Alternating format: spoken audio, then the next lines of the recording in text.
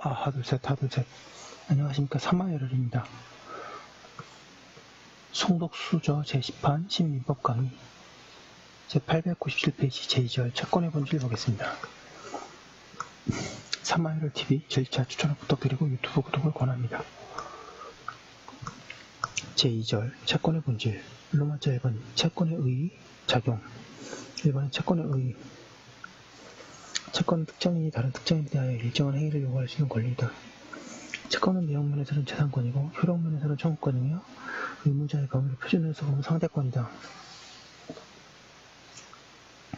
양가 1번에 채권은 채무자의 행위, 즉 급부를 목적으로 한다. 급부는 적극적인 행위인 자기일 수도 있고 소극적인 행위인 부자기일 수도 있다. 어쨌든 채권은 채무자의 행위를 목적으로 하기 때문에 그것이 실현되려면 채무자의 협력이 있어야 한다. 양가로 이번에 채권은 채무자라고 하는 특정인에 대한 권리이다. 그 결과 채권자는 채무자에 대해서만 그 권리를 행사할 수 있을 뿐이며 제3자에게는 일정한 행위를 요구할 수 없다. 채권은 상대권이라고 하는 이유가 거기에 있다. 양가로 3번에 채권은 채무자의 일정한 행위를 요구할 수 있는 권리이다. 그리하여 그것은 청구권이다. 여기서 요구할 수 있다는 것은 청구하는 것이 법적으로 허용된다는 것과 동답이면 청구에 의하여 상대방이 급부를 한 경우 이를 수령 보유할 수 있다는 것을 의미한다. 2번에 채권의 작용.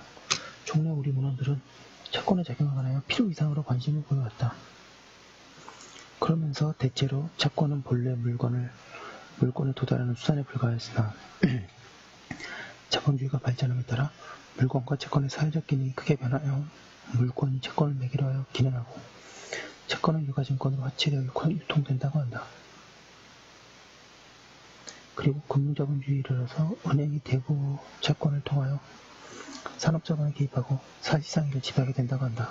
그리하여 이제는 채권이 소유권에 대하여 우월적 지위를 차지하게 되었다고 한다. 그러나 이와 같은 설명은 채권 계약에 의해 발생한 경우에만 관한 것이다. 채권 중에는 그러한 것이 가장 중요하긴 하나 그 외에도 중요한 채권이 많이 있다.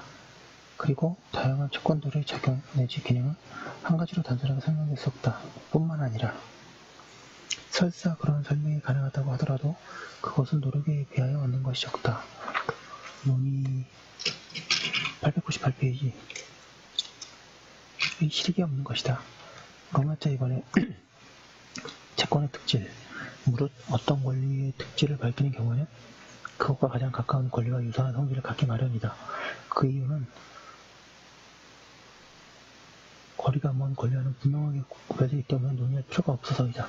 따라서 채권의 특질은 그것과 함께 재산권의 2대 지주에 이르는 물건과 비교하여 어떤 특별한 성질이 있는지를 살펴보아야 한다. 양가 1번 청구권. 물건은 물건, 기타의 객체를 직접 지배하는 권리인데 비하여 채권은 채무자에게 일정한 행위를 할 수 있는 권리를 지나지 않는다. 그 결과 물건은 타인의 협력이 없어도 실현될 수 있으나 채권은 타인의 행위가 있어야 실현될 수 있다.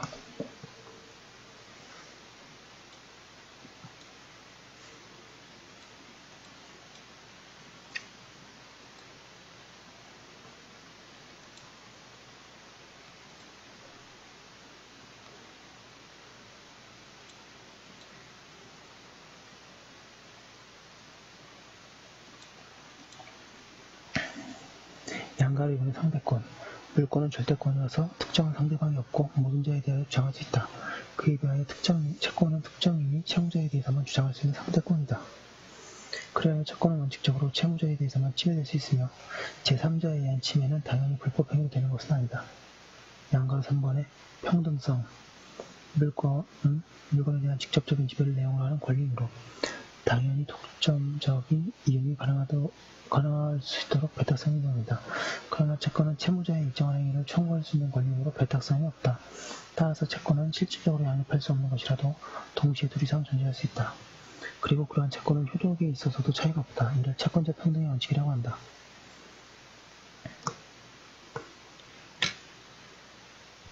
양도성이 채권의 특질인가? 문헌들은 양도성을 채권의 성질로서 설명하거나 혹은 우리 민법상 채권도 원칙적으로 양도성을 가지지만 그것은 물건에서와 달리 본질적인 것은 아니라고 한다. 생각컨대 우리 민법이 채권의 양도성을 원칙으로 인정하고 있으므로 그것을 채권의 성질로 언급할 수는 있겠으나 양도성이 약하다는 것을 채권의 특질로 설명하는 것은 적절하지 않다. 왜냐하면 물권의 양도성이 대체로 채권에 비하여 강하긴 하지만 물권의 경우에도 양도성이 제한되는 예외가 있기 때문이다. 양도성은 물권의 특징을 열거하지 않는 사견의 견제서는 더 말할 필요도 없다. 하고 있습니다. 899페이지 로마자 3번의 채권과 청구권.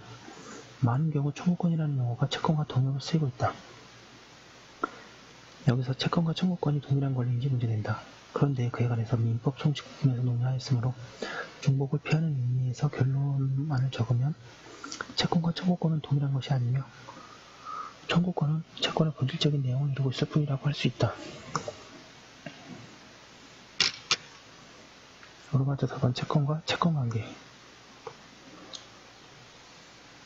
1번에 채권관계의 의의. 민법전은 채권에 관해서만 규정하고 있으며 채권관계라는 용어는 사용하지 않는다. 그러나 채권에 관한 법률관계에 있어서 채권만을 다루게 되면 법률 문제 해결은 불충분하게 된다. 그러한 법률관계는 채권으로 파악되지 않는 의무도 있기 때문이다. 따라서 채권에 관한 법률관계, 즉 채권관계 개념을 인정하고 그에 대하여 살펴봐야 할 필요가 있다. 채권관계란 2인 이상이 특정인 사이의 채권, 채무가 존재하는 법률관계를 말한다. 이를 좀 더 자세히 설명하면 다음과 같다.